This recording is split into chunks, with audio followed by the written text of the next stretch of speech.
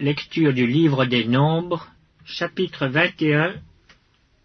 Le roi d'Arad, cananéen qui habitait le Midi, apprit qu'Israël venait par le chemin d'Atarim. Il combattit Israël et emmena des prisonniers. Alors Israël fit un vœu à l'Éternel et dit : « Si tu livres ce peuple entre mes mains, je dévouerai ces villes par interdit. » L'Éternel entendit la voix d'Israël et livra les Cananéens. On les dévoua par interdit, eux et leurs villes, et l'on nomma ce lieu Horma. Ils partirent de la montagne de Hor par le chemin de la mer Rouge pour tourner le pays d'Édom. Le peuple s'impatienta en route et parla contre Dieu et contre Moïse. « Pourquoi nous avez-vous fait monter hors d'Égypte, pour que nous mourions dans le désert? Car il n'y a point de pain et il n'y a point d'eau, et notre âme est dégoûtée de cette misérable nourriture. » Alors l'Éternel envoya contre le peuple des serpents brûlants. Ils mordirent le peuple, et il mourut beaucoup de gens en Israël. Le peuple vint à Moïse et dit : « Nous avons péché, car nous avons parlé contre l'Éternel et contre toi. Prie l'Éternel afin qu'il éloigne de nous ces serpents. » Moïse pria pour le peuple.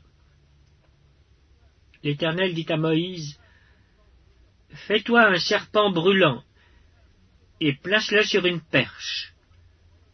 Quiconque aura été mordu et le regardera conservera la vie. » Moïse fit un serpent d'airain et le plaça sur une perche. Et quiconque avait été mordu par un serpent et regardait le serpent d'airain conservait la vie. Les enfants d'Israël partirent et ils campèrent à Oboth. Ils partirent d'Oboth et ils campèrent à Ijé-Abarim, dans le désert qui est vis-à-vis de Moab, vers le soleil levant. De là, ils partirent et ils campèrent dans la vallée de Zéred. De là, ils partirent et ils campèrent de l'autre côté de l'Arnon qui coule dans le désert, en sortant du territoire des Amoréens. Car l'Arnon est la frontière de Moab, entre Moab et les Amoréens. C'est pourquoi il est dit dans le livre des guerres de l'Éternel : Vaeb en Supha, et les torrents de l'Arnon, et le cours des torrents qui s'étend du côté d'Ar et touche à la frontière de Moab. De là, ils allèrent à Béer.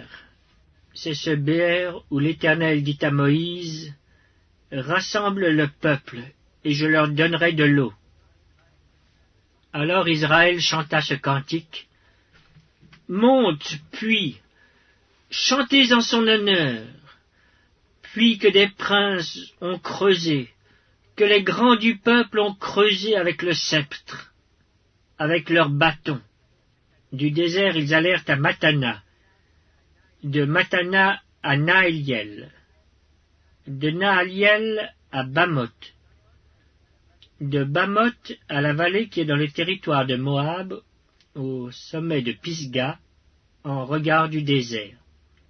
Israël envoya des messagers à Sion, roi des Amoréens, pour lui dire : « Laisse-moi passer par ton pays.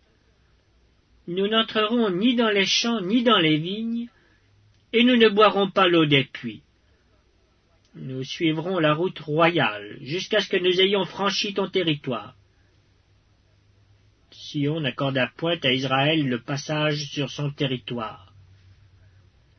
Il rassembla tout son peuple et sortit à la rencontre d'Israël dans le désert. Il vint à Jahatz et combattit Israël. Israël le frappa du tranchant de l'épée et s'empara de son pays depuis l'Arnon jusqu'à Jabbok, jusqu'à la frontière des enfants d'Ammon.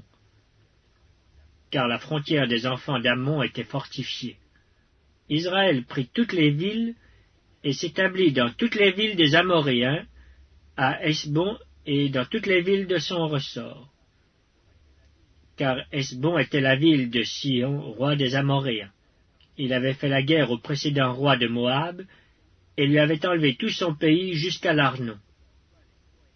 C'est pourquoi les poètes disent « Venez à Hesbon, que la ville de Sion soit rebâtie et fortifiée. » Car il est sorti un feu de Hesbon, une flamme de la ville de Sion.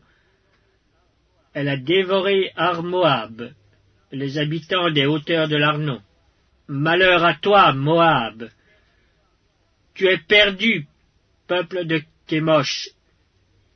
Il a fait de ses fils des fuyards, et il a livré ses fils captifs à Sion, roi des Amoréens. Nous avons lancé sur eux nos traits. De Hesbon à Dibon, tout est détruit. Nous avons étendu nos ravages jusqu'à Nophak, jusqu'à Médeba. Israël s'établit dans le pays des Amoréens. Moïse envoya reconnaître Jaézer, et ils prirent les villes de son ressort, et chassèrent les Amoréens qui y étaient. Ils changèrent ensuite de direction, et montèrent par le chemin de Bazan. Og, roi de Bazan, sortit à leur rencontre avec tout son peuple, pour les combattre à Édréi. L'Éternel dit à Moïse, « Ne le crains point, car je le livre entre tes mains, lui et son peuple, et son pays. Tu le traiteras comme tu as traité Sion, roi des Amoréens, qui habitait à Hesbon. » Et ils le bâtirent, lui et ses fils, et tout son peuple, sans en laisser échapper un seul, et ils s'emparèrent de son pays.